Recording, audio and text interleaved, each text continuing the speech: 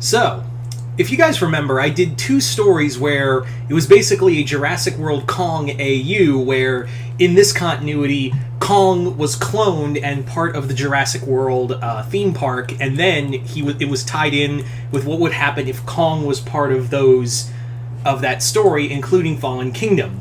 So with Jurassic World Dominion out, and if you want to check out my review of the movie, go hit the link below, head on over to my Patreon to check out the movie review. And yeah. So in here, in this one, we're finally gonna complete the Jurassic World trilogy, the Jurassic Kong trilogy, I guess you could call it, the Jurassic Kong trilogy with Jurassic World Kong Dominion. So this story basically takes place in the 4-year time frame between Fallen Kingdom and Dominion. And in here, if you guys remember, I had a character who was the descendant of Jack Driscoll and Darrow. And in this story, the descendant, who I'm going to call her Faye, I think I named her Faye, it's been a while. But yeah, in this story, Faye, who was a park ranger and actually the clone Kong's handler, because this was a clone of Kong, has been searching for Kong ever since the events of Fallen Kingdom. And here's the fun thing about primates. Primates have this ability that if they don't want you to see them, you're not going to see them. Even one as big as Kong. So Kong has been has been deep in the woods of the northwestern woods, and Faye has been looking for Kong by this time about 4 or 5 months, going on 6 months, and with very little signs of Kong, even though he's a giant ape. Now Kong, by this point, has been around now, keep in mind that in this time frame we're also talking about what was going on with the dinosaurs that were expanding out into the world. And yeah, we're basically going to be doing all the things Dominion should have done.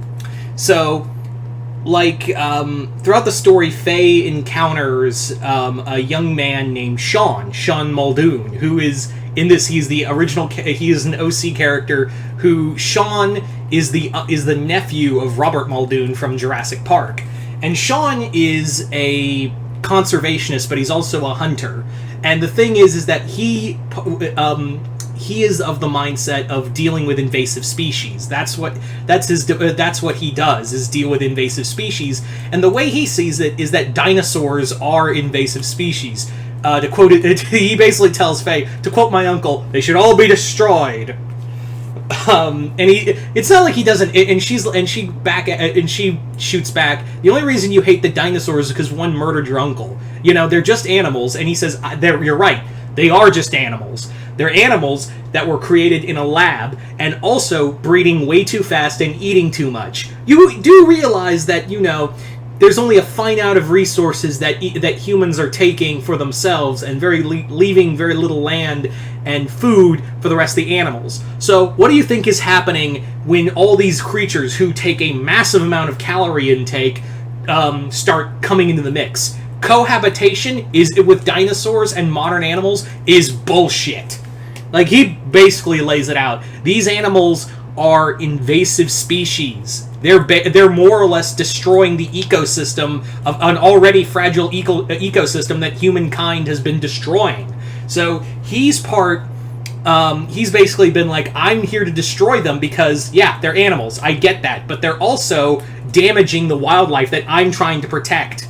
He more or less says, my uncle was of the mindset of keeping nature balanced.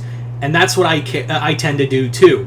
And so Sean has been deployed by his team. He's not working for Biosyn or anything. He's actually a government agent who's been sent in to deal with to assess the dinosaur threat.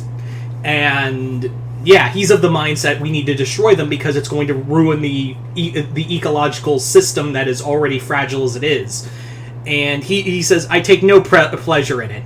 And and Faye joins him because he's looking for Kong specifically, because he's the only mammal. He's the only mammal that has been cloned. The rest are reptiles, and Kong has been the most evasive, even more so than the T-Rex.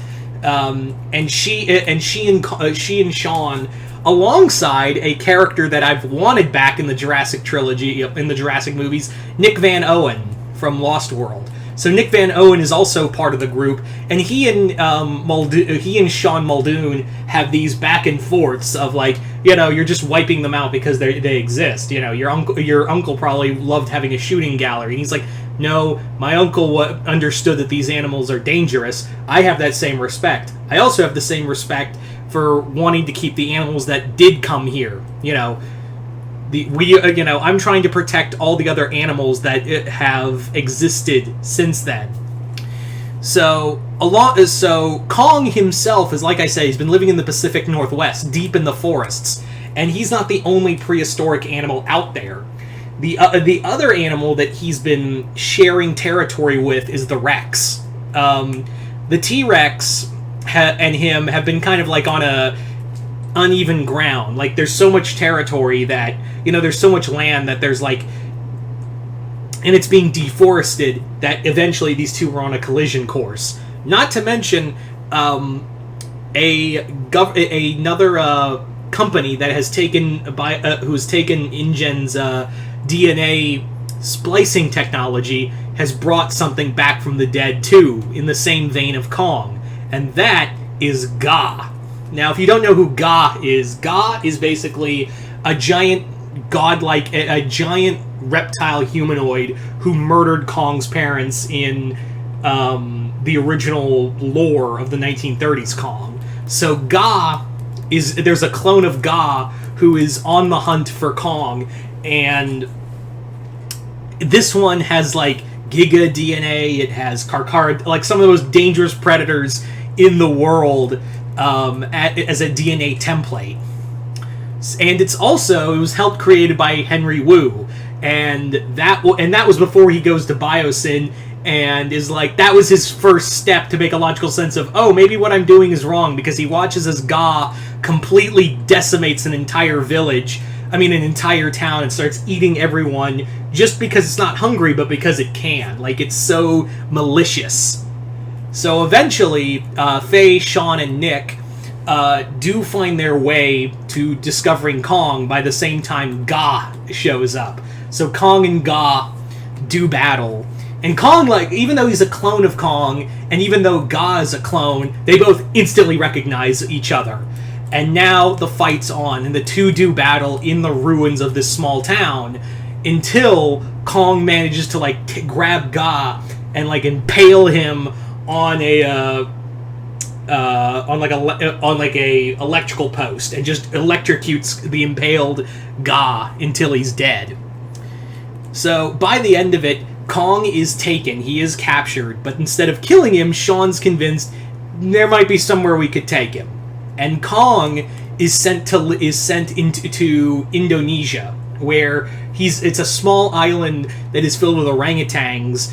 And it's an island that is safe from poachers, safe from everyone. It's a reserve, and you may be thinking, well, why wasn't he sent to Africa to live with gorillas? Because there's not a lot of land there left for Kong to live on. Here on this island, he has like a vast amount of food, and there's other apes he can interact with. There's even some dinosaur life that has arrived here, like pterosaurs. So it's not too far. It's like a proto-Skull Island. So Kong gets to live his days. The clone Kong gets to live his days on an island and be a king of his own country, of his own little island, while the events of Dominion happen. So there you go, guys. That is pretty much my Jurassic World Kong, the end of that Jurassic Kong trilogy. So you guys tell me in the comments below, what did you guys think of it? Did you guys like it, hate it? Comment below, let me know. And as always, if you haven't already, hit the link below, head on over to my Patreon. That's where the Jurassic World Dominion review was, or is, excuse me, not was, is. And other than that, I'm Mr. Multiverse. I'll see you next time in the Multiverse.